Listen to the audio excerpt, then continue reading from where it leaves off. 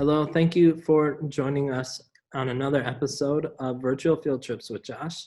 Today we are going to be taking a trip to a couple different places in the United States, and we are going to learn about African American history as far as music and how African American culture has started in slavery and has influenced certain music that we have today.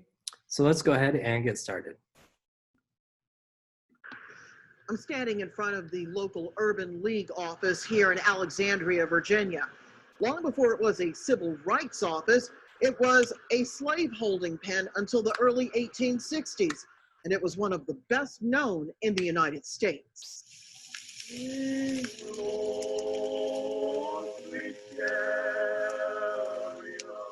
Here is where we talk about spiritual. Those Christian hymns taught to every enslaved man, woman, and child as part of their new religion in America. Slavery was highly abusive and ripped families apart. So it's not surprising that enslaved people used spirituals to comfort themselves, and they transformed those songs to plan rebellions. And finally, they used spirituals to plot their escape to freedom via the Underground Railroad.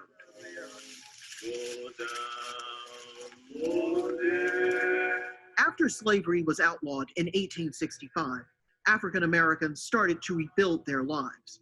Schools were built, businesses started, political careers attempted.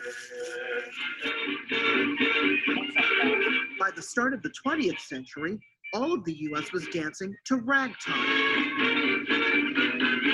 The invention of one Scott Joplin, composer and pianist who fought against criticism that music rooted in African rhythms was uncivilized. Eventually, there was the blues and the first incarnation of jazz in the 1920s and 1930s. Welcome to the world-famous Hughes Street in Washington, D.C. Once upon a time, it was Black Broadway.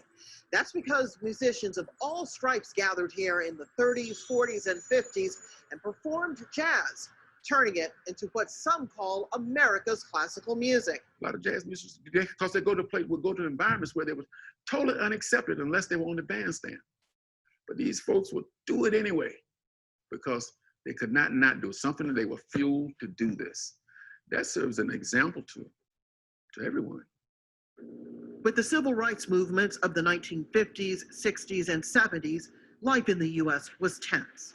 The added uproar over the U.S. war in Vietnam only added to the stress. While some African-American musicians responded with protest songs, many others mixed politics with the need to dance it out to a funky beat. To each his reach, and if I don't come.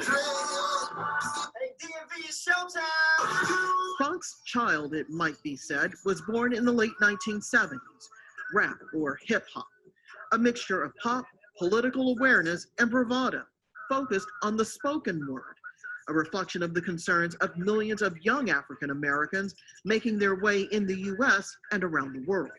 This is a form of music that has literally saved lives. So now to have a museum that's going to put that on Front Street, as we say in hip hop, they're going to put that on Front Street, and now we can now showcase to the world that this is more than just some form of music.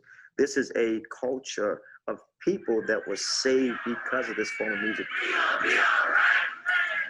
Already, protesters against police brutality have adopted this song, All Right, by Kendrick Lamar, as their anthem at a time of heightened racial tensions in the U.S.